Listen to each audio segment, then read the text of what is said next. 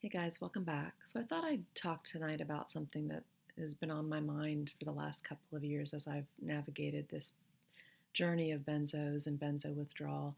And I don't think I'm unique in this. I think many of us grapple and are frustrated with the same thing. And it's really the idea of, um, you know, why is it so hard for people to believe us? And I'm not just talking about, the general public or friends and family. I'm really talking about the medical establishment. I'm talking about doctors and psychiatrists and internists and the people that are prescribing these medications, as well as many therapists.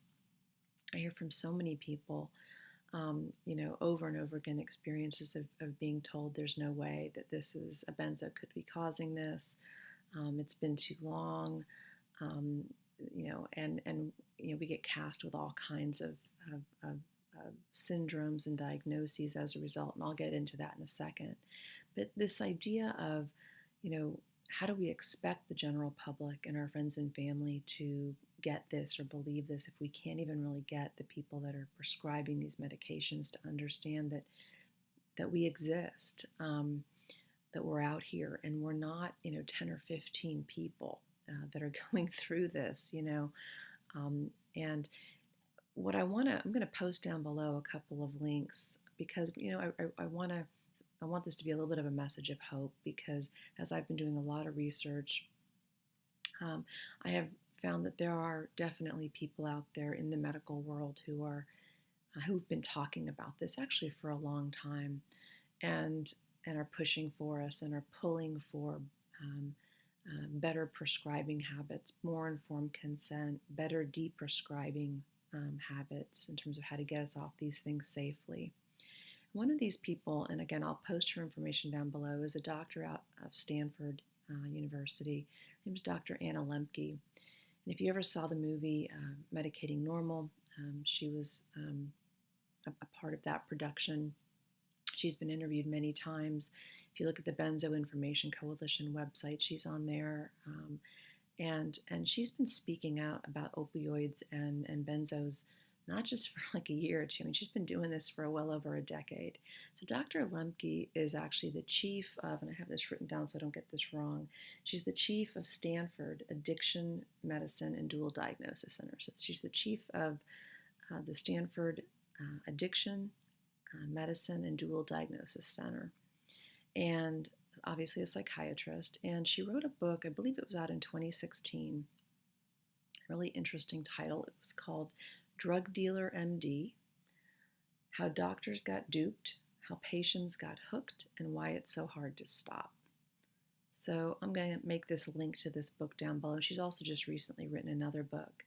But that was a book I believe she wrote back in 2016. And when you hear her being interviewed about why she wrote this book, she's so articulate, but she's also so measured. She's not throwing doctors under the bus.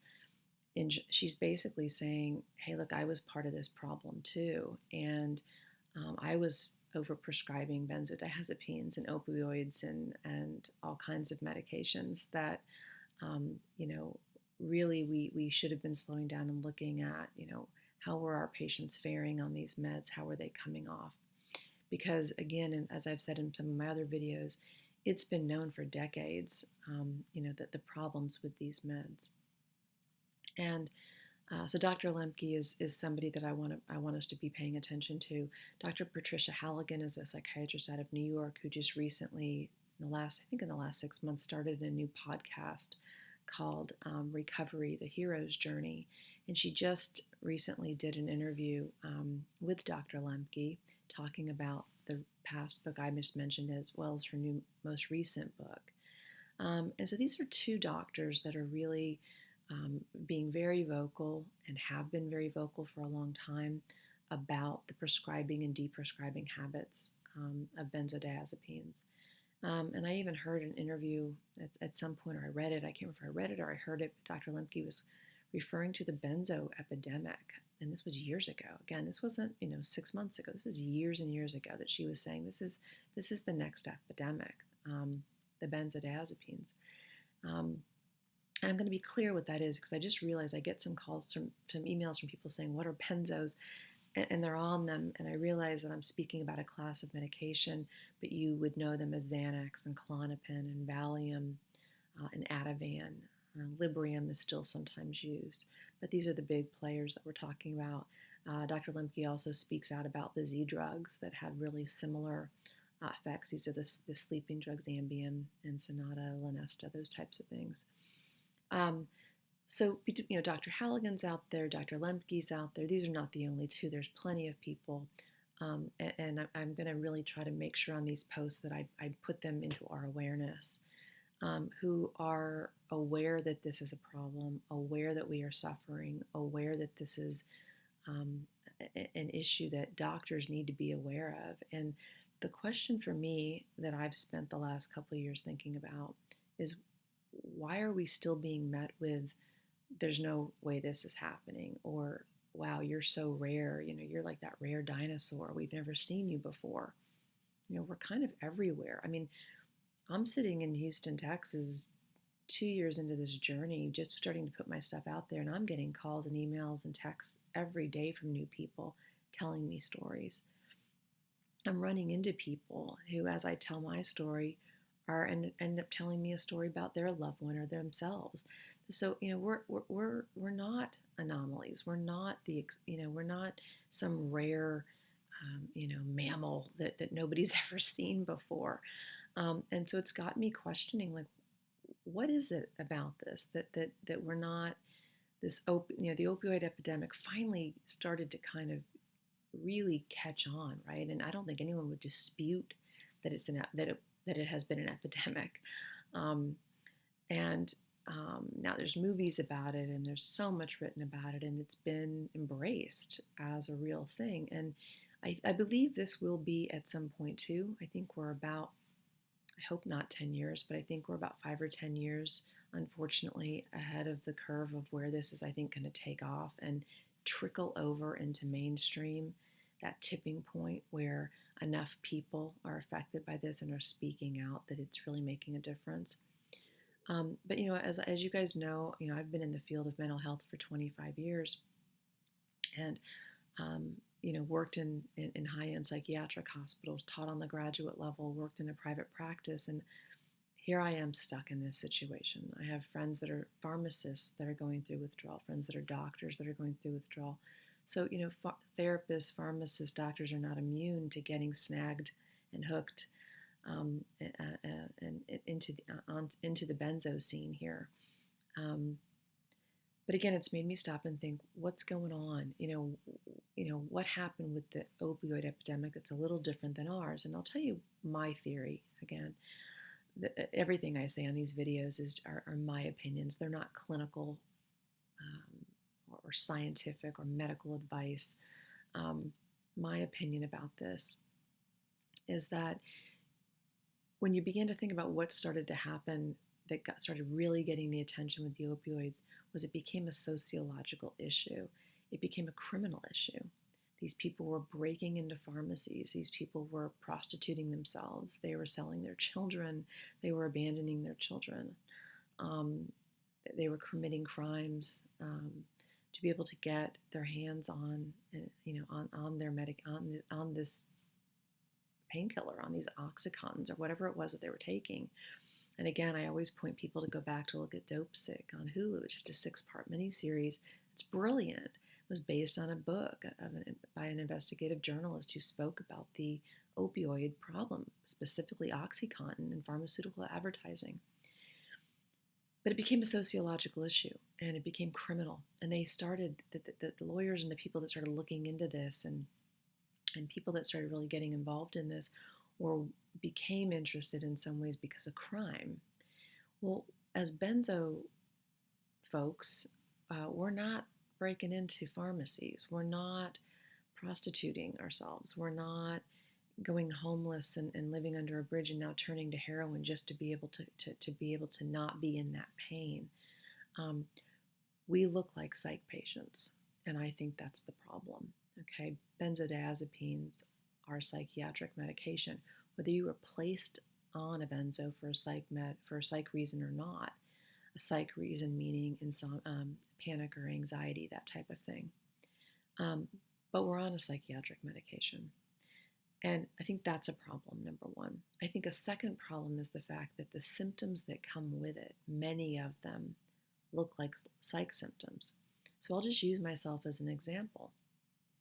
You know, the DSM-5 is what we use in the psychological and psychiatric field to diagnose people with all kinds of all different types of depression, anxiety, schizophrenia, bipolar, personality disorders, you name it, right? And I actually taught on the graduate level the DSM-5. So when it came into existence a couple of years back now, I actually taught the transition to the DSM-5 and how it was different from the last version and what the updates were, what the changes were, and how we diagnose people. Well, I have to tell you that in my process of going through benzo withdrawal, I know the DSM-5 obviously very well since I had to teach it, and I have looked and still look on a bad day like I have agitated depression, so severe depression that has kind of an agitated form to it. I look like I have OCD. I meet criteria on certain days for borderline personality disorder. I meet the criteria, if you were just to look at the criteria in this book, I meet criteria for bipolar 2, not bipolar 1 with the full-blown mania, but with the hypomania and the depression. I meet criteria on certain days for bipolar 2, borderline personality disorder, depression with agitated features and psychotic features, OCD, and certainly anxiety. That's just to name a few. So, and I am somebody who did not have a psych history. So prior to taking these medications and prior to trying to come off them, starting just right around 2 years ago now, I wouldn't have met criteria for these things. I meet criteria for them now. Now I'm in the field. I know a lot of people in the field. I have a lot of connections in the field. And so that has worked as an advantage and a disadvantage, right? It's a little bit of a disadvantage, I think, right now because I think my speaking out about this potentially, I don't know. We'll see what happens with that, with my friends and colleagues in terms of how they hear me. And I'll come back to that in a second. But where it serves me is the fact that I know these diagnoses. I know that in my worst moments and on my worst days, I can look like I have 6 to 7 different diagnoses in the DSM-5. And I also know that if I was just somebody who walked into an office and said, I'm having all these symptoms, and nobody knew me, okay, and I didn't have any friends in the field, I didn't have any colleague friends, I didn't have doctors that knew me before, I would probably be treated as if I had one and or all of these different diagnoses. So what would that lead to? It certainly wouldn't lead to a, hey, let's push the pause button and let's think about the fact that you're in benzo withdrawal, and that might be creating all of these cascade of symptoms. No, what we would be met with is, okay, let's get you on some medication for your depression and for your insomnia and for your anxiety. And we don't need to be coming off this anxiety med.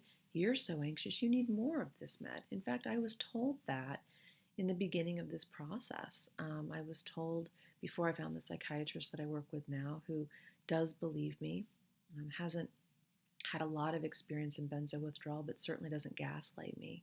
But before I began working with her, I was told, my God, you're so anxious, you don't need to be coming off this, you need more of it. Well, I only became anxious when I was taking it and trying to come off of it. And so what happens to us, again, and I think this is where we're getting stuck in terms of our voice really having much power and sway in the medical establishment, is that we are on psychiatric medications saying these psych meds are making us feel crazy. Well, what ends up happening is we, of course, get written off and saying, well, they are a psych patient on a psych med, and they are saying they are experiencing psychosis and OCD and intrusive thoughts and agoraphobia and monophobia, and they're having strange thinking patterns. Their thoughts aren't right, and they're depressed, and they're having all kinds of mysterious symptoms and illnesses. And are they okay? So again, again using me as an example, I know for me that if I kept going to the doctor talking about these symptoms, I knew what was going to happen. I've met people now that have been through, they didn't have any psych symptoms prior to going on this medication. Many were put on for things that weren't even psych related. I mean, that's the problem I've talked about in my other posts, right? Is that when you start to look at this, that you start asking people, what led you to go on this? Insomnia, perimenopause, gastrointestinal problems, pain, some people for depression, all sorts of reasons. I went on for an adverse reaction to a medication. Many people I've met had an adverse reaction to a steroid. Some people took a medication like gabapentin, had a bad reaction, and were put on a benzo. So there's lots of reasons why we're put on this medication, and for many of us, it's not a psych reason.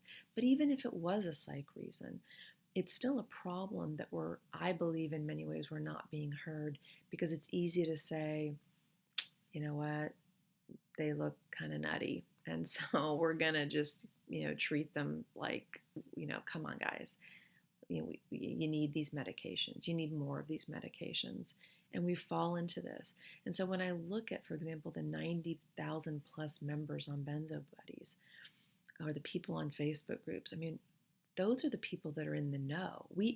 Meaning we've figured it out. We at least now kind of know this is what's creating our problems.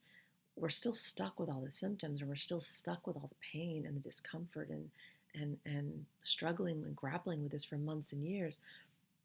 But I'm thinking about all the potentially hundreds of thousands of people that are just still on that hamster wheel of being treated with another antidepressant or another antipsychotic, or another type of medication, or being told they just need more of the benzo, not to come off the benzo. They need more of it. And so I'm worried about those folks, as well as, kind of us that are over here in the know. But, again, being in the know what? Like, we're all kind of, shooting darts in the dark over here, trying to help each other through this. And again, we have a few doctors like Dr. Lembke and Dr. Halligan. And there's many others. If you go on the Benzo Information Coalition page, they actually have a list of doctors that are aware of this and are willing to think with us about that this is a real problem and a real issue. But I do think this is the next benzo. I do think this is the next epidemic. I do think this is the next opioid epidemic. And unfortunately, I think we're just a few years kind of ahead of, or before, what's going to come when we can hit, hopefully, this critical mass. And I had a conversation with somebody, and I'm not going to say her name because it was a private conversation. I did not ask permission if I could speak publicly about it. I will probably go back to her and ask if I can do that. But suffice to say that this is a person who is kind of high up in Washington, D.C., has been involved in various presidential administrations, and working in the realm of looking at pharmaceutical advertising, looking at medication adverse effects, side effects, looking at the FDA black box warnings, kind of working around medication and pharmaceutical awareness. And I was able to have a conversation with her. She was, kind enough out of DC to make this call. And in talking to her, I was trying to figure out, like, what can we do? And, she had a lot of good ideas, and certainly one of them that she said for all of us is keep speaking out. We need to keep telling our stories. We need to keep, talking about what's happening, not in some type of angry outburst way, right? Because that's the other piece that I think happens in this, and I work hard at trying to not come across bitter and angry, because I want to be heard, right? And if I come across screaming and bitter and angry, I'm going to be written off, right? My benzo has done this to me as I'm screaming, right? No one's going to be listening to me if I'm doing that. So we've got to do our research. But she said we got to keep speaking out. And when people that have a little bit more, I hate to say power, but in the sense of a celebrity or a sports figure, a musician, somebody that has more kind of social influence in terms of reaching more people, we've got to ask them and really reach out to them and ask them to please speak out. There are plenty of people in the film industry, in the television industry, in the music industry that have been affected by this. But I think many of them, like many of us, once we get through it, we almost want to forget the nightmare we've just survived, right? So, but she said, the more people we can get speaking out about it, for sure.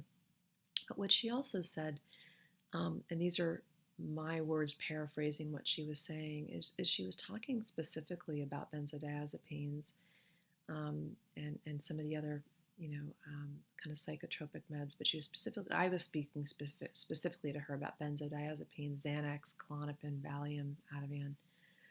And she said, the problem is that it's not even so much that the doctors are drinking the Kool-Aid. The doctors are swimming in the Kool-Aid.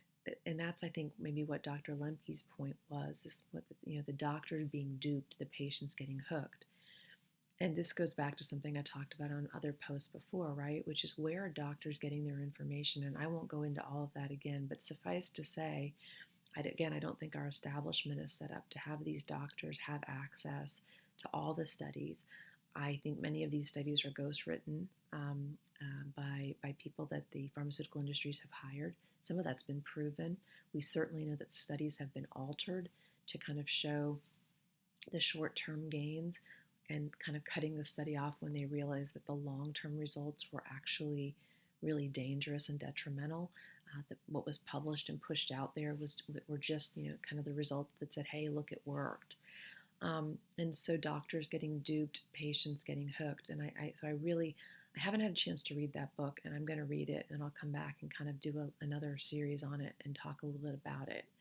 I loved the title. I've watched many of her videos, and I love the way Dr. Lemke really speaks out about this, and again, such a measured, intelligent, coherent manner. And she's not doing it in this way where she's throwing people under the bus. I don't think it's helpful for us to throw our doctors under the bus.